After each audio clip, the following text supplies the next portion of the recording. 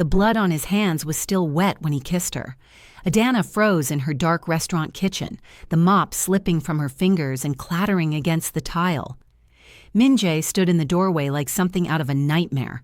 Knuckles split and raw, white shirt painted crimson, eyes wild with something between rage and desperation. She should scream, run, call the police. Instead, her voice came out as a whisper. "What did you do?" He crossed to her in 2 strides, eating up the space between them like a predator. His hand slid behind her neck, thumb pressing against her racing pulse. "What I had to." The words were rough, accent thick with emotion. "For you." "Min-jae, I didn't ask you to. You don't have to ask." He pulled her against him, all hard muscle and expensive cologne mixed with something metallic that made her stomach flip. "I'd burn soul down for you, Adana. Do you understand that?" She did. God help her, she did. When he kissed her, she tasted copper and whiskey and desperation. Her thick curves molded to him like they'd been designed for exactly this moment, and the groan that tore from his throat was guttural, almost pained. Her hands found his hair, fisted in the dark strands, and she kissed him back like she was drowning. He broke away, breathing hard, forehead pressed to hers. "I'm 45 years old. I've killed men, destroyed lives." His voice cracked. "And you're the first thing I've ever wanted to protect instead of own." But how did a 42-year-old Nigerian chef end up in the arms of Seoul's most dangerous man? If you want to see how a woman who stopped believing in love falls for someone who could destroy her, hit that subscribe button right now, because what happens next, you won't see it coming. 3 months earlier. Adana stared at the eviction notice taped to her restaurant door, her hands trembling as she tore it down before any early morning passers-by could see her shame. 30 days. The red letters seemed to burn through the paper and into her palms. Inside, her phone buzzed insistently on the counter. She knew who it was before she even looked at the screen. Video call from Lagos. Her mother's face filled the display. Her sister Nkem, hovering just behind her shoulder like a judgmental ghost. "Ada, we need to talk about your situation." Adana set the phone against a water glass, trying to look less exhausted than she felt. "Mama, I'm handling it." "You've been handling it for 3 years now." Her mother's voice had that particular sharp edge that could cut through oceans and continents. "The restaurant is failing. Ngozi says it's empty most nights." "Ngozi should focus on her own business. She's worried about you. We all are." Her mother leaned closer to the camera, as if proximity could make her words sink in, deeper. "You're 42 years old, Adana, alone, struggling in a foreign country. It's time to admit this dream isn't working, and come home." "Seoul is home now," Nkem's voice cut in, cold and practical. "Then why can't you pay your rent? Why are you eating 1 meal a day?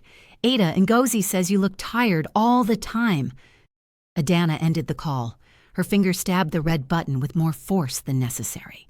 She turned to the darkened window of her restaurant, catching her reflection in the glass. Soft belly straining against her worn dress, wide hips that seemed to spread more each year, faint strands of gray threading through her braids like accusations written in silver, the face of a woman who'd run out of time.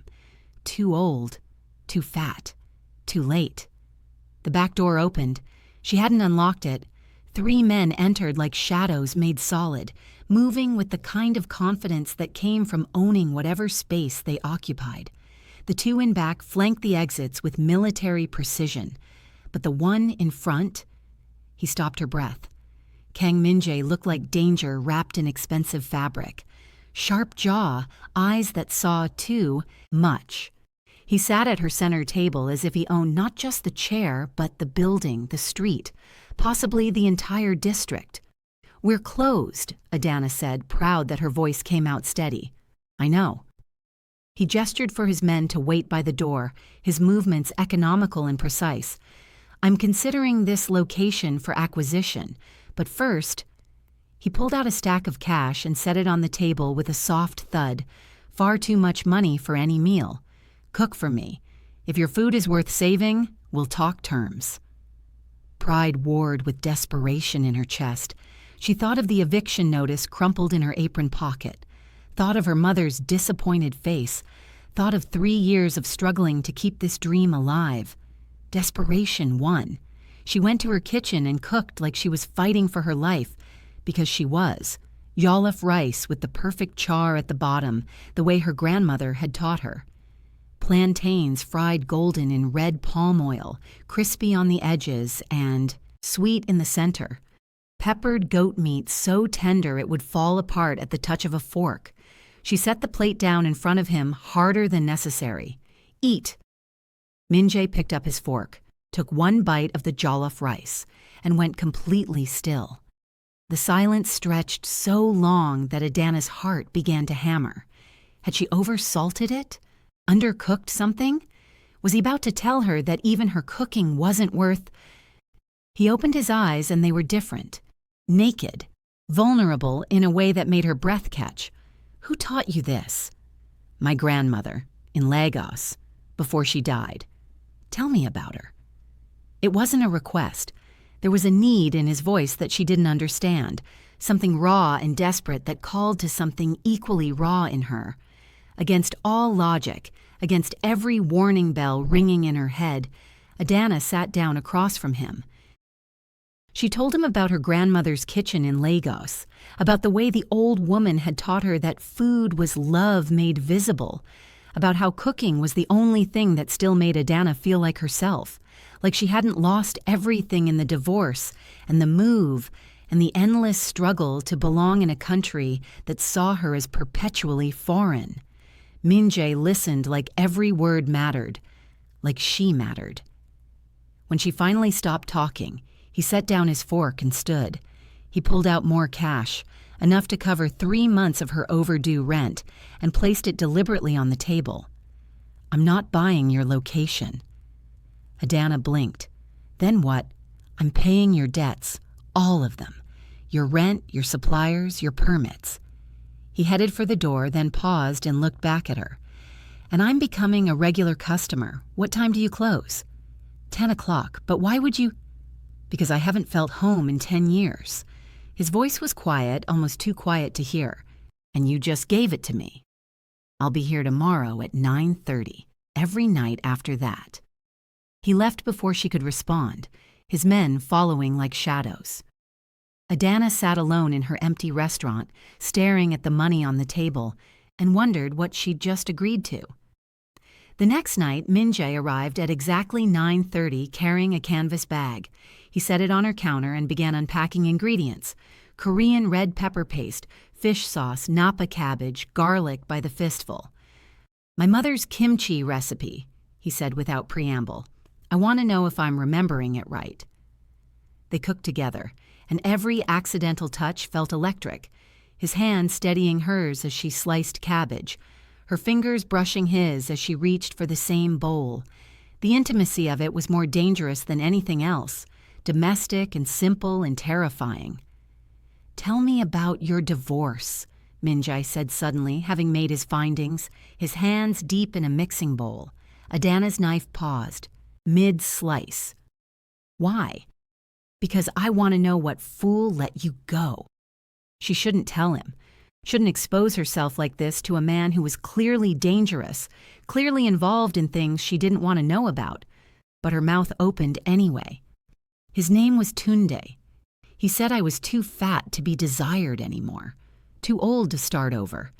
He remarried someone who was 24. The words tasted bitter. Had the baby I couldn't give him. Everything I failed at, she succeeded. Min-jae's hands went still in the mixing bowl. "What's his full name?" "Why? Just curious." But his jaw was tight, and something dark flickered in his eyes that made her stomach flip. On the 3rd night, a Korean couple entered the restaurant while Min-jae was there. The woman took one look at Adana behind the counter, wrinkled her nose, and said something sharp in Korean to her husband. They turned and walked out without ordering. Min-jae's expression went dangerously cold. What did she say? "I don't speak Korean." Adana cleared the abandoned table, her movements mechanical. But I know the tone. I've heard it for years, in markets, on the street, in banks, everywhere. That's not right. It's reality. She met his eyes, challenging him. And if you keep coming here, you'll get those looks too. People will talk about the Korean man with the Nigerian woman. You ready for that? I don't care what people think. Easy to say when you're not the one they're staring at. She carried the plates to the kitchen, her shoulders tight with old, familiar anger. He followed her. Do you know what I see when I look at you? Don't.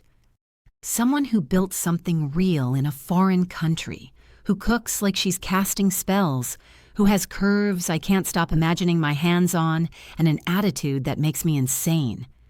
His voice dropped lower. I see someone strong enough to survive in my world. What world is that? A dangerous one. He didn't look away, didn't soften it. I'm not a legitimate businessman, Adana. I run protection, distribution, and territory control in 3 districts. Most people would call me a criminal. She should be afraid. Every logical part of her brain screamed that she should be terrified, but she wasn't. Why are you telling me this? Because I want you to know what you're getting into before... He stopped, jaw working. Before I can't stay away anymore. On the 5th night, a thunderstorm hammered Seoul. The power cut out halfway through the evening, and Adana lit candles throughout the restaurant. Minji was her only customer, sitting at his usual table, watching her move through the candlelight like he was memorizing every detail. She sat down across from him without being asked. Tell me about your wife. He went rigid, every muscle in his body suddenly tense. Why? Because you look at me like a starving man, but you won't touch me. So either you're married or you're scared. She leaned forward, candlelight dancing between them. Which is it? The silence stretched so long she thought he wouldn't answer. Then his voice came, flat and dead in a way that made her chest ache. Her name was Haiwan. She died 7 years ago. She was killed by my business partner, a man named Choi Dae-jung. We built everything together, him and I. Then he decided he wanted it all. Minjae's hands clenched on the table. He had her murdered to break me, to make me weak enough to destroy. Oh my God, Adana gasped. I'm so sorry. What did you do?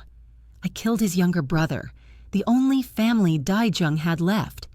He looked up at her, and his eyes were empty. Does that scare you? Should it?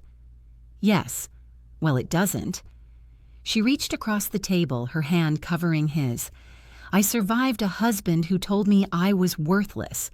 Survived starting over in a country where I barely spoke the language. Survived being invisible for so long I started to believe I was. Her voice shook. You don't scare me, Minjae. Loneliness scares me. Being invisible scares me. You're the first person in years who's looked at me like I matter. He was around the table before she could take another breath. He backed her against the wall, hands braced on either side of her head, close enough that she could feel the heat radiating off his body. But he didn't touch her yet, just hovered there, breathing hard, his dark eyes searching her face. If I kiss you, I won't stop there, he said, voice rough. Good. Her heart hammered so hard she was sure he could hear it. I'm tired of being careful. The kiss was devastating. His mouth claimed hers like he'd been starving for it, like she was oxygen and he'd been drowning. His hands finally found her hips, gripped them hard, and pulled her soft curves flush against him.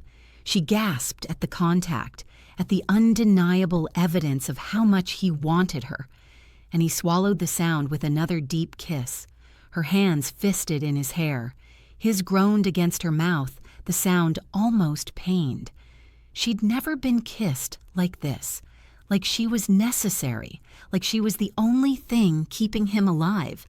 Then headlights swept through the window, the sound of a car door slamming. They broke apart, both breathing like they'd run a marathon. Minjae's pupils were blown wide, his lips swollen from her kisses. Tomorrow, he said, voice wrecked, Come to my place after you close, please." She could only nod, couldn't form words even if her life depended on it. He left just as a group of late diners entered, and Adana spent the rest of the night touching her lips and wondering if she'd just made a terrible mistake. Min Jae's penthouse overlooked Seoul like a kingdom of lights. The space was minimalist to the point of being cold, all clean lines and empty surfaces, except for the kitchen. That room looked lived in, loved, with well-worn cutting boards and a spice rack that actually got used. "I've never brought anyone here," he said, pouring wine with hands that shook slightly. "Not in 7 years." "Why me?" He set down the wine bottle and turned to face her. "Because you're the first person since Hae-won who's made me want tomorrow instead of just surviving today." He crossed to her slowly like he was afraid she'd bolt. "I'm 45 years old. I've had women, but I've never wanted to know someone the way I want to know you. Everything, your marriage, why you really left Lagos, what keeps you awake at night, why you flinch when people look at you too long." He stopped in front of her, close enough to touch. Everything.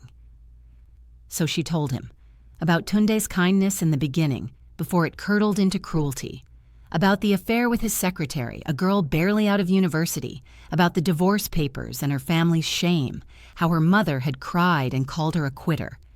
"He told me I'd let myself go, that I was too old to be jealous, too fat to be desired, that I should be grateful he'd married me at all."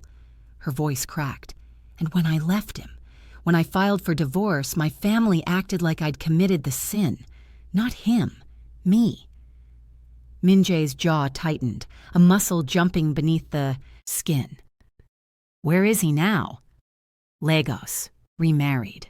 Happy, I think." She looked away. "Living the life I couldn't give him. If I ever meet him, I'll kill him." "Min Jae, I mean it." He pulled her against him suddenly, and she felt exactly how much he wanted her. "Your body is perfect. These hips."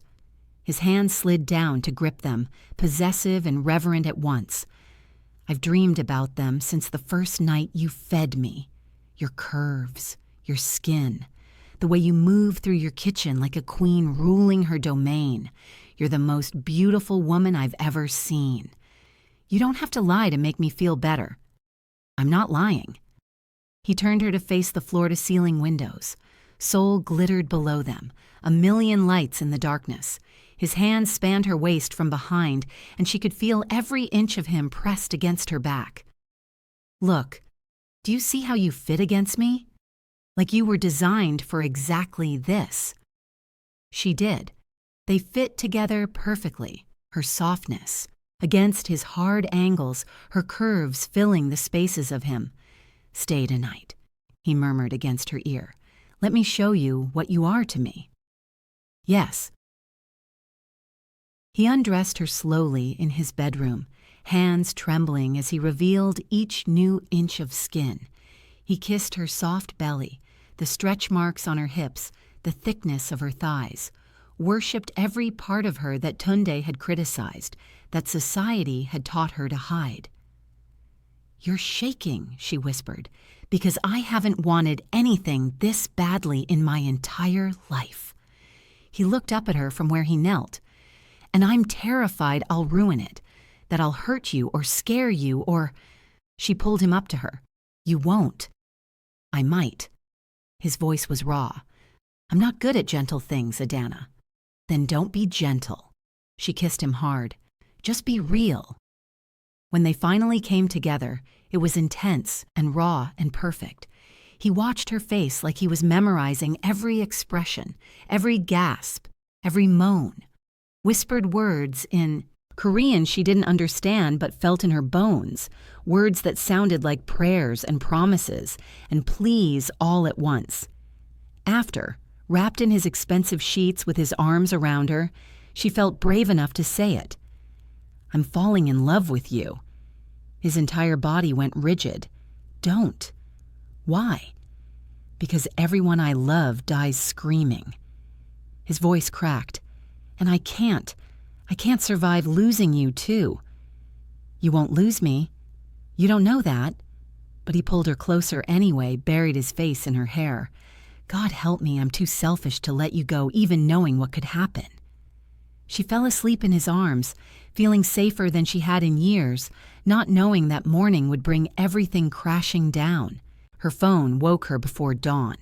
23 missed calls, all from Nkem. Adana's stomach dropped as she called back, untangling herself carefully from Min Jae's sleeping form. "Ada, where have you been?" Nkem's voice was tight with something between anger and fear. "I'm fine, Ngozi saw you. At the market in Itaewon, with a Korean man. She said you looked close." A pause. "She told Mama everything." The world tilted. "Nkem, Mama's booking a flight to Seoul. She's coming next week." Nkem's voice dropped lower. "She says if you won't come home to find a proper husband, she'll come there and fix this mess herself. Ada, is it serious? With this man?" Adana looked back at the bedroom where Min Jae slept, his face peaceful in a way it never was when he was awake. This dangerous man who looked at her like she was the only woman in the world. "Yes," she whispered. "It's serious." "Ada," Nkem sighed, and it sounded like disappointment. "Be careful. You know how Mama feels about foreign men, about you settling down before it's too late, about everything. You're going to have to choose, family or him." The call ended, and Adana sat on the edge of the bed, staring at her phone, feeling the weight of that choice already pressing down on her chest. Over the next 2 weeks, reality crashed in like a flood. Monday morning, Adana found graffiti sprayed across her restaurant door. She couldn't read the Korean characters, but she understood the hatred behind them. She was scrubbing at the paint when an elderly Korean woman stopped on the sidewalk. "You should leave," the woman said in English, her voice not unkind, just matter of fact. "Korean men don't marry women like you. He's using you. They always do." Tuesday, her supply delivery was accidentally sent to the wrong address. It took 3 days to sort out, and half the produce spoiled. Wednesday, her landlord called. Other tenants were uncomfortable with certain elements, frequenting the building. Perhaps she should consider whether this location was right for her business. Thursday, when Adana was ready to break down and cry, Mrs. Park walked into the restaurant. The old woman was the landlord's mother, ancient and sharp-eyed. She sat down without asking and folded her hands on the table. "I hear you're involved with Kang Min Jae." Adana braced herself for another lecture. "Yes, we're together." "Good." Mrs. Park's wrinkled face softened into something almost like approval. "My grandson is gay, lives in Busan with his partner. The family disowned him, cut him off completely."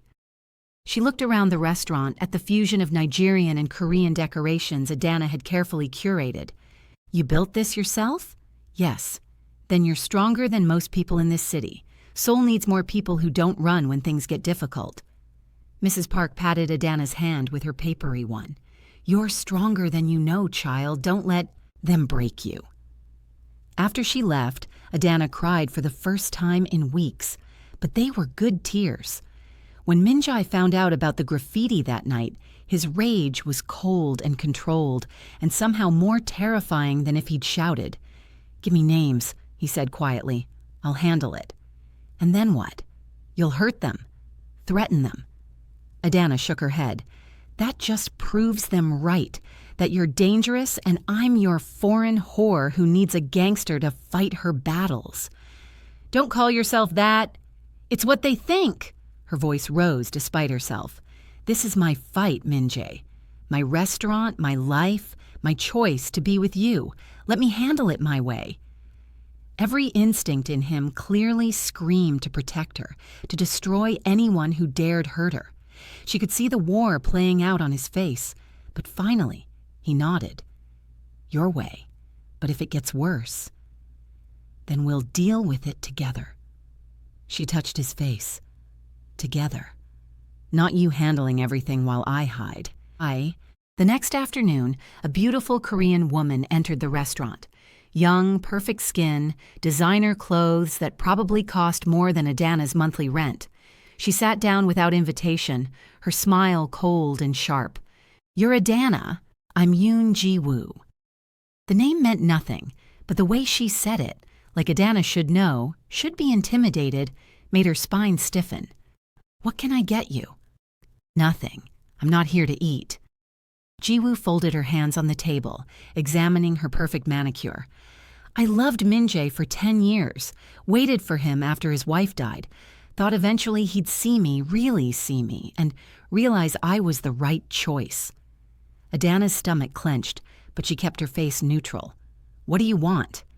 "To understand." Ji-woo looked up, and for the first time there was something genuine in her expression. Real confusion. "You're not Korean. You're older than Haiwan was. You're—" She gestured vaguely at Adana's body. "Bigger. No offense. Plenty. Taken. I just need to know." Ji-woo leaned forward. "What do you have that I don't? What did you do to make him look at you the way he's never looked at me?" The question was so raw, so honest that Adana found herself softening despite the insult. She sat down across from this woman who loved the same man she did. "I don't know," Adana said truthfully. "Maybe nothing. Maybe I'm just the right person at the right time. Maybe it's not about what I have or what I did. Maybe it's just what it is." "Does he love you?" "Yes." Ji-woo stood, smoothing her skirt with shaking hands. "Then I hope you survive it, because loving Kang Min-jae is the most dangerous thing you'll ever do. His world will eat you alive if you're not careful." She left, and Adana sat alone in her restaurant, wondering if the warning was a threat or genuine concern. That night, Adana confronted Min-jae in her kitchen after closing. He'd arrived early, as he always did now, watching her work with those dark eyes that seemed to see straight through her. "Ji-woo came to see me today." His entire body went rigid. He set down the knife he'd been using to prep vegetables and turned to face her slowly. "What did she say?"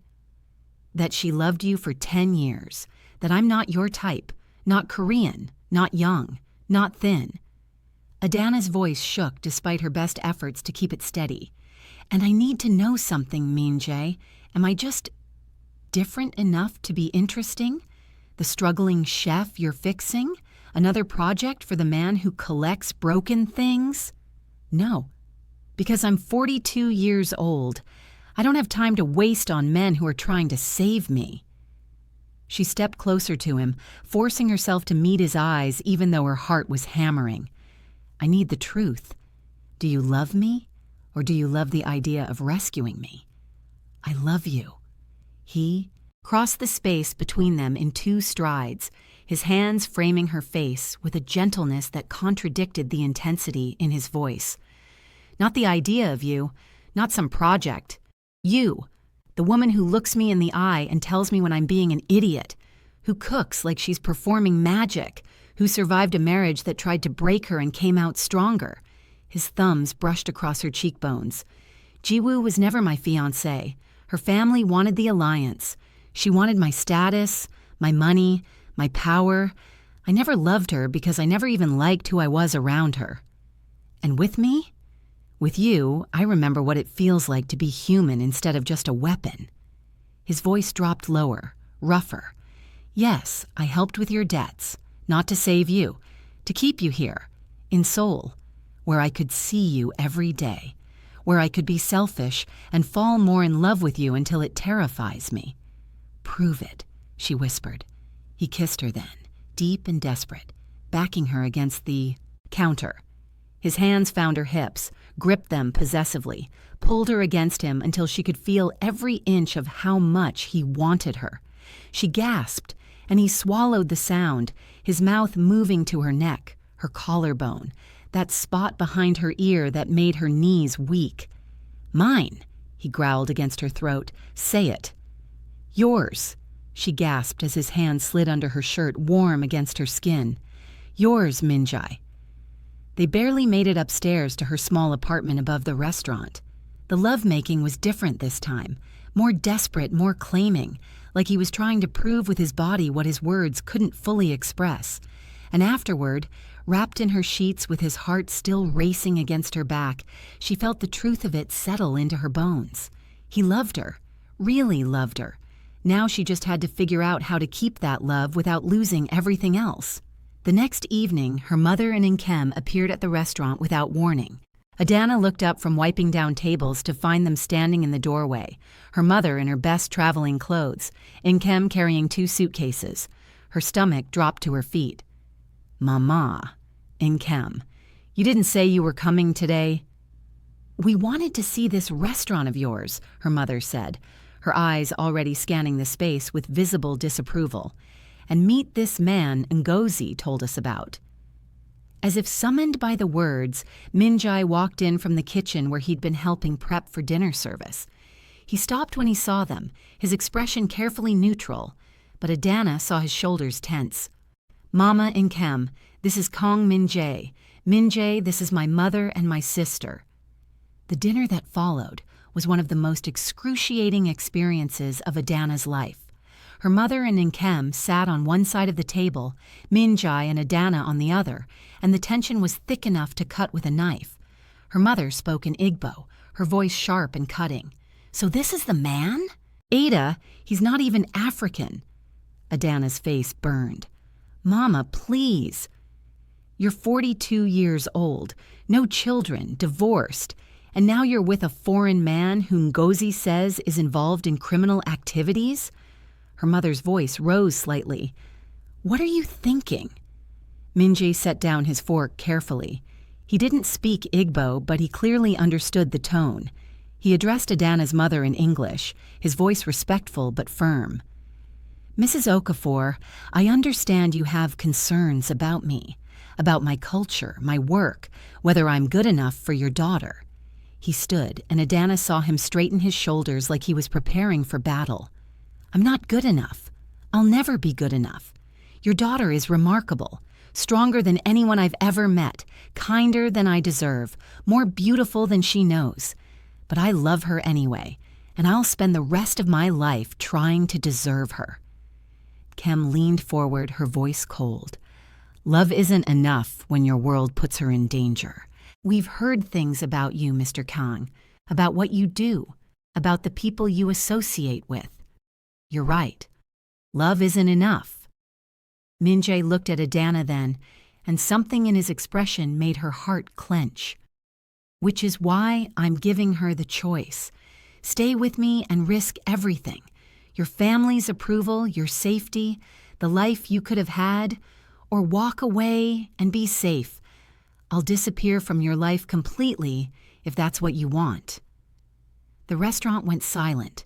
Adana could hear her own heartbeat, could feel her mother's expectant gaze, could sense Nkem's disapproval radiating across the table. She stood up and took Minjai's hand. "I choose him." Her mother stood as well, her face hardening into an expression Adana had only seen a handful of times in her life. "Then you choose against your family, against everything we've tried to teach you about respect and duty and—" "I choose love, Mama." Adana's voice broke, but she forced the words out anyway. "I choose being seen, being wanted, being loved for exactly who I am, not who everyone thinks I should be." "When this ends badly," her mother said quietly, gathering her purse, "and it will end badly, Ada, don't come running back to us. You're making your choice. We're making ours." She walked out. Nkem lingered for a moment, her expression softer but no less final. "Ada, I love you, but I can't support this. I'm sorry." Then she was gone too, and Adana collapsed into her chair, the full weight of what she'd just lost crashing down on her all at once. Minjai knelt beside her chair, his hands covering hers. "Adana, we can fix this. I'll talk to them. No." She pulled away, wiping her eyes roughly. I need some time to think about all of this, about what I'm giving up." The hurt that flashed across his face nearly broke her resolve, but she forced herself to stand, to put distance between them. How much time? His voice was carefully controlled. I don't know. A week, maybe 2. I just need to figure out if I can really do this, if I can really choose you over everyone else I love. He stood slowly, and she could see him retreating behind that careful mask he wore with everyone else, everyone except her. Take all the time you need, I'll wait. After he left, Adana locked the restaurant door and sobbed until her tears failed her, until her tears said she had overdone it. 2 weeks passed like a slow death. True to his word, Minjae didn't call, didn't text, didn't show up at the restaurant, demanding answers. But every morning a delivery arrived, ingredients she couldn't normally get in Seoul. Nigerian spices, palm oil, dried crayfish, and always a note in his precise handwriting, still waiting, still yours. Adana spiraled. She called her mother 3 times, but the calls went unanswered. And Kem sent one text, I love you, but I meant what I said. The restaurant felt emptier than ever, even on the rare nights when she had customers. Was she being selfish? Trading her family for a man who could die tomorrow? Was she throwing away everything for someone who might get tired of her eventually anyway? On day 13, Ji-woo walked back into the restaurant. But this time, she looked different, scared. Her perfect makeup couldn't quite hide the shadows under her eyes. I need to tell you something, Ji-woo said without preamble. Choi Dae-jung found me. He knows about you and Minjae. He asked questions. Where you go when you're alone, how serious it is between you, too. Adana's blood ran cold. What did you tell him? Nothing. I swear I told him nothing. Ji-woo's hands shook as she gripped her purse. But he's planning something. Soon. And I thought you should know. Why are you telling me this? You love him. You could just let whatever happens, happen. Ji-woo laughed, but it was bitter. Because I realized something these past few weeks. I wanted Minjae to love me. I wanted it so badly I convinced myself I actually loved him back, but I didn't. I loved the idea of him. The status, the power, the way people looked at me when I was on his arm. She met Adana's eyes, but he's never looked at me the way he looks at you, like you're the only thing in the world that matters. And if you can make him happy, if you can make him human again, then maybe you deserve to survive his world. So be careful. A week later, Ji-woo came back one more time. I'm leaving Seoul, moving to Jeju to start over, get away from all of this. But if you need anything, for the wedding or whatever, someone who understands his world. She slid a piece of paper across the table with her number. Call me. After she left, Adana sat alone in her restaurant and realized something. Running from Minjae wouldn't keep her safe. If Dae-jung wanted to hurt her to get to Minjae, it didn't matter whether they were together or not. She was already a target just from those first few weeks. The only way to survive was to face it head on. She picked up her phone and called Minjae. He answered on the first ring. Adana. I want to help, she said before she could lose her nerve. With Dae-jung, with whatever he's planning. I want to help. Absolutely not. If you think I'm going to let you anywhere near... Listen to me. She gripped the phone tighter. Dae-jung wants to break you, make you weak the way he did 7 years ago. So we let him think he's winning. We let him think I've left you, that you're vulnerable, alone. If he touches you, if he hurts you, he won't. Because you'll be watching. Because for once in your life, you're going to trust me to stand beside you. Not behind you, beside you. Her voice steadied. I'm not Haiwan. I'm not fragile. I'm a Lagos woman, Minjae. We don't break easy. There was a long pause. Then, tell me the plan. Over the next few days, Minjae showed her what he'd been doing during their separation. Files spread across his dining table, financial records, recorded conversations, photographs. 2 weeks of his people infiltrating Dae-jung's operations, copying documents, building a case. I've been preparing for this since Haiwan died, he admitted, running a hand through his hair. waiting for the right moment to end it. Why now? He looked at her, and his expression was raw. Because I have something to lose again. You. And I'll be damned if I let him take you from me the way he took her. The plan was simple. Adana would go back to her normal, routine, visible, alone, apparently separated from Minjai. She wore a delicate bracelet he gave her, pretty but functional. It contained a tracker smaller than a grain of rice. 3 days later, a man walked into her restaurant just before closing. Expensive suit, cold eyes, the kind of smile that didn't reach past his teeth. "Miss Okafor, my name is irrelevant, but my employer, Mr. Choi Dae-jung, would like to speak with you." He set a business card on her counter.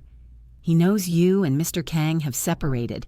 He wants to offer you protection, a way out of the mess you've found yourself in." Adana forced her hands to stay steady. "I don't know what you're talking about." "Of course you don't." His smile widened. "But when you're ready to be smart, to protect yourself, call that number. Mr. Choi is a generous man. He can offer you things Minjai never could. Safety, money, a fresh start anywhere in the world." He headed for the door, then paused. "Don't wait too long, Miss Okafor. These offers don't last forever." After he left, Adana waited exactly 5 minutes, like Minjai had instructed. Then she pressed the tiny button on her bracelet, activating the tracker, and called Minjai. "It worked," she said, her voice shaking now that the man was gone. "He reached out. What do I do now?" "Now?" Minjai's voice was granite. "Now you set up the meeting, and I make sure you're never in danger again." 5 days later, Adana sat across from Choi Dae-jung in his private club in Gangnam. The space was all dark wood and leather, the kind of place where Seoul's most powerful men made deals that would never see daylight. 2 of his men stood by the door. Her bracelet felt heavy on her wrist, broadcasting her location to Minji with every breath she took. Dae-jung was older than she'd expected.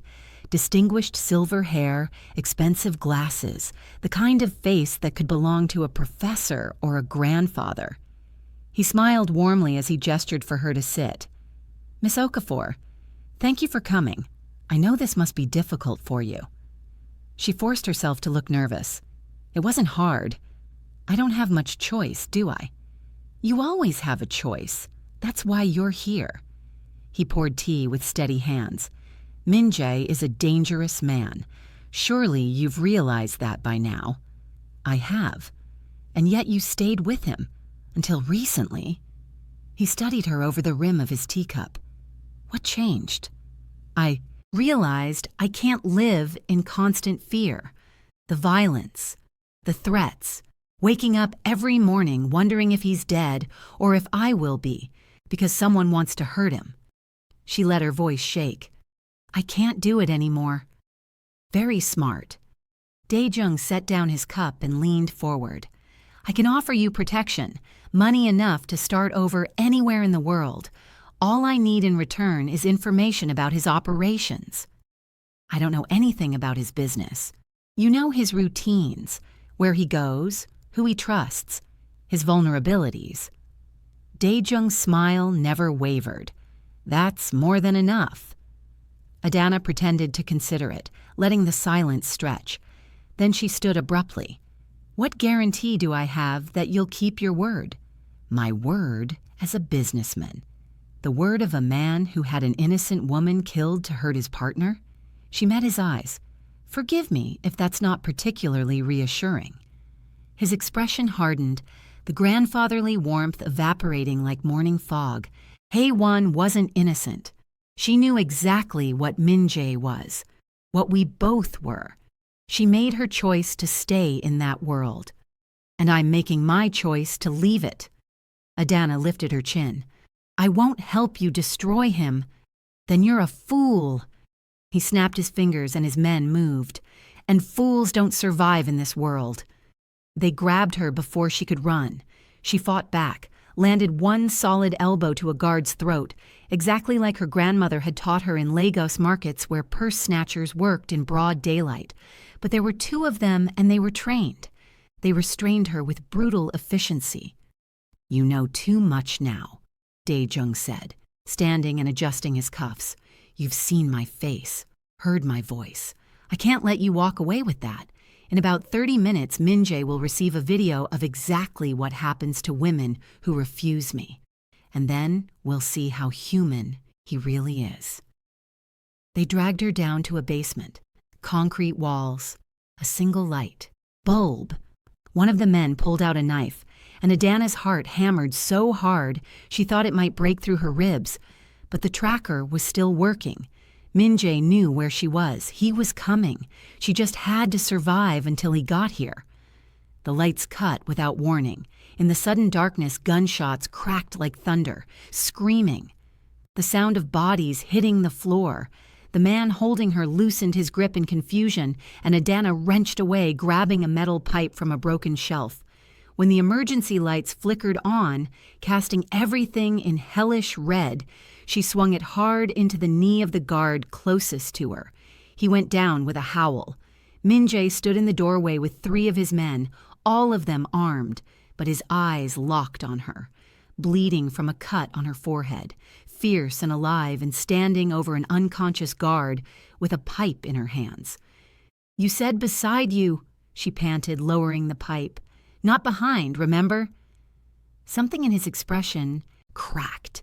Relief and pride and terror all at once. He crossed to her in 3 strides, his hands gentle despite the violence still crackling in the air around them, checking her injuries with shaking fingers. You're hurt. I'm alive. She touched his face, felt the tension thrumming through him. Let's finish this.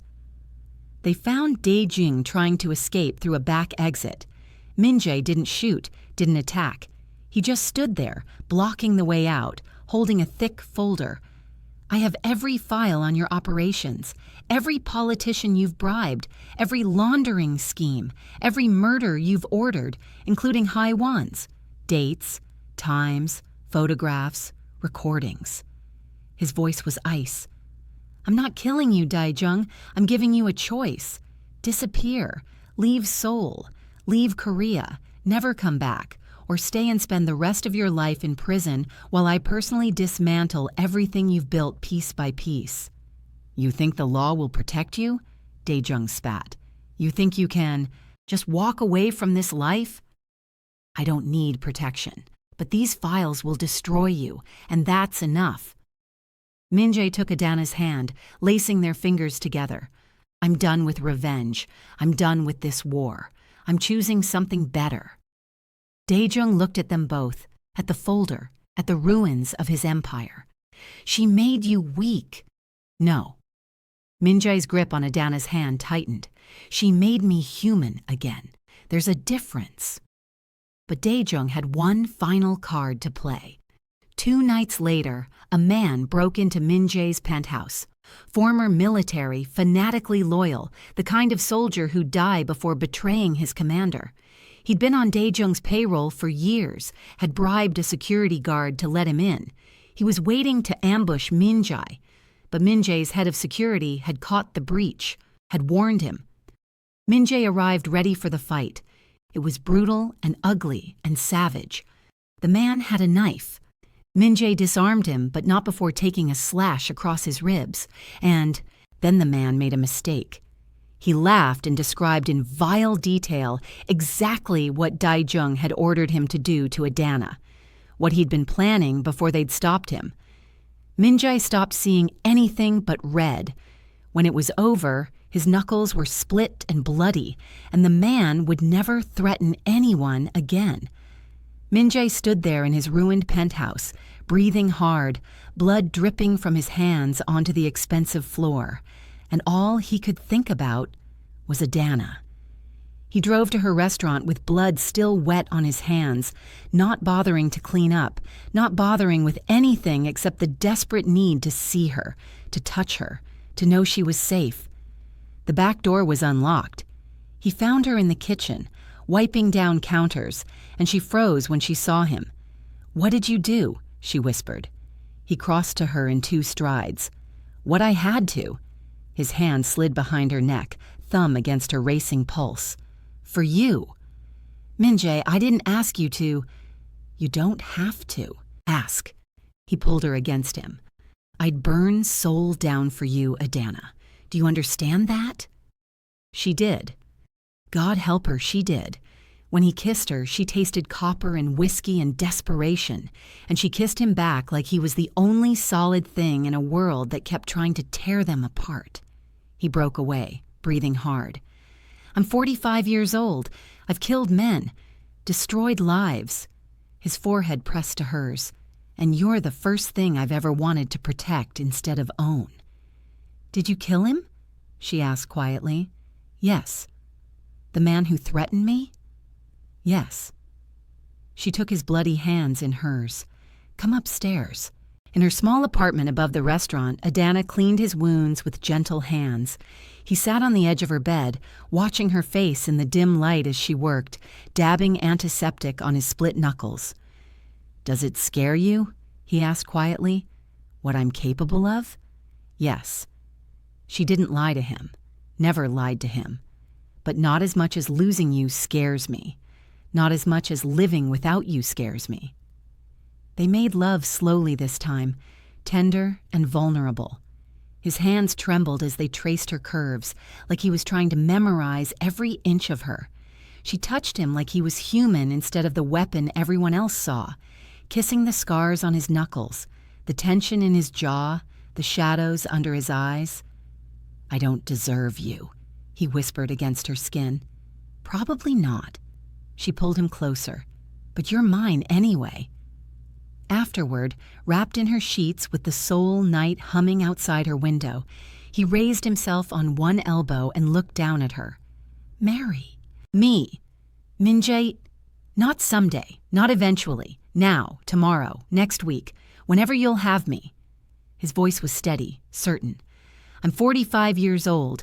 I've wasted enough time being afraid. Marry me, Adana. My family. Will come around or they won't. But I'm not waiting anymore for the perfect moment. This is it. You and me, choosing each other despite everything trying to tear us apart. He touched her face. Are you waiting? Still? She thought about her mother's disappointed face, about Nkem's absence, about the life she could have had if she'd made different choices. Then she looked at this man who saw her, really saw her, and loved her anyway. No, I'm not waiting anymore either. She kissed him soft. Yes, I'll marry you. 6 weeks later, Adana called her mother from the restaurant. Her hands shook as she dialed. Mama, I'm getting married. In 3 weeks. I know you don't approve, but I'm inviting you anyway. I won't come, Ada. I know, but I'm asking because you're my mother. Because I love you even when you don't understand me. Because I need you there, even if you're angry. Her voice cracked. Please, Mama, just think about it. Long silence. Then her mother's voice, softer than she'd heard it in months. If I come, I'm not giving my blessing. I'm not asking for your blessing, just your presence. I'll think about it. 2 weeks before the wedding, Nkem called. Ada, I need to tell you something. Tunde contacted Mama. Adana's blood ran cold. What? He heard you were marrying a Korean gangster. He called Mama and told her you were making a fool of yourself, that you're too old and too desperate to think clearly, that you're embarrassing the family. Nkem paused. Mama told him to mind his business, that you're her daughter, not his. Ada, I think she's coming to your wedding. She won't say it, but I think she is. And you? Silence stretched long and painful. I can't, Ada. I'm sorry. I love you, but I can't watch you do this. Mama can make her choice, but I've made mine. The line went dead, and Adana let herself cry. Not because Nkem wouldn't come, but because at least now she knew where she stood. 1 week before the wedding, Mrs. Park returned to the restaurant carrying a wrapped package. I hear the ceremony is soon. Yes, small, just a few people. I'll be there. Mrs. Park set down the package. This was my grandmother's handbok, for good luck. You're blending 2 cultures. Might as well do it properly. Adana unwrapped it to find deep blue silk embroidered with silver thread. She hugged Mrs. Park and cried into the old woman's shoulder. 3 days before the wedding, Jiwoo called from Jeju. "I heard about the wedding. I know this is strange, but would it be okay if I came? Not to cause trouble, just to see him happy. Finally happy." Adana surprised herself. "Yes, please come." The wedding day arrived with clear skies and cold wind. The ceremony was small, held in a private room at a traditional Korean venue. Min-jae's trusted men lined the walls. Mrs. Park sat in the front row, a few restaurant regulars. Ji-woo in the back, quiet and respectful. No family. They were about to start when the door opened. Adana's mother walked in wearing traditional Nigerian attire, vibrant purple and gold that blazed against the muted Korean decor. Adana stopped breathing. "Mama!" Her mother approached slowly, looked at Min-jae, then at Adana. "I'm not here to bless this union. I know. I'm not here to celebrate. I know. I'm here because you're my daughter, because you asked me to be here, and because—" her voice cracked. "Because your father would have wanted me to be here, even if he wouldn't have approved either." Adana broke, throwing her arms around her mother and crying into that familiar shoulder that smelled like home. "If he hurts you," her mother whispered in Igbo, "I'll kill him myself." Min-jae bowed deep and respectful. "I'll spend every day earning her, Mrs. Okafor. I promise you that." The ceremony began. When it came time for vows, Adana's hands shook as she spoke. "I'm 42 years old. For most of my life, I thought love was supposed to look a certain way. Young, easy, perfect. Something that happened to other people, not to divorced women with small gray hair and soft bodies." Her voice broke. "But you walked into my restaurant and looked at me like I was the only woman in the world. You taught me that love isn't about being perfect. It's about being seen. I love you, Min-jae. Every dangerous, beautiful, broken part of you." Min-jae's voice was steady, but his eyes were bright. "I'm 45 years old. I've done terrible things, hurt people, destroyed lives. For 7 years, I thought that was all I'd ever be. A weapon. Something to be feared." He took her hands. "But you saw something else. A man who misses his mother, who likes to cook, who's capable of tenderness. I've waited my whole life for you, not for someone perfect, for someone real, and I'll spend the rest of mine proving you didn't wait in vain." They kissed, and even her mother watched without looking away. The reception was small but joyful. Nigerian jollof rice sat beside Korean kimchi, puff puff and tteokbokki. Music alternated between Afro beats and K-pop. Mrs. Park and Adana's mother actually talked, bonding over stubborn children and impossible choices. Later, Adana found her mother crying in the bathroom. "Mama, your father always said you needed someone strong enough to match you, not tame you, match you." She wiped her eyes. "I still don't understand this, but I'm trying. And I'm proud of you, Ada. Even if I don't understand, I'm proud." 6 months later, their shared home was a perfect fusion. Nigerian art on minimalist Korean walls, bright colors softening clean lines. Adana cooked while Min-jae chopped vegetables beside her. This was their routine now. Normal, domestic, beautiful. And Kem called today. She's visiting next month. "That's good," Min-jae said, smiling. "She wants to meet you properly. Said Mama won't stop talking about that Korean boy who bows too much." Adana laughed. "I think it's her way of saying she approves now." "The restaurant is fully booked this weekend," she added. "Mrs. Park recommended us to all her friends. We're doing the fusion menu, Nigerian and Korean together." He pulled her close. "Are you happy?" "Terrified. Your world still has shadows. My family is still learning to accept this. We're still figuring out how our cultures fit together." She looked up at him, noticed the gray creeping into his temples, the soft lines around his eyes. "But I wake up every morning next to you and think, Worth it. All of it.